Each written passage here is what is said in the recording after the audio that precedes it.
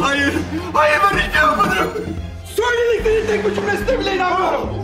Üstelik sen çok çirkinsin bir de. Ne yani? Bu bizim suçumuz. Anlamıyorsun. Bütün mesele bu kabusları canlandırmak olsa ben de razı olurum. Ne yapalım? Öylece oturup bekleyelim. Benim yerimde kim olsa o kafeste olmaktan korkardı.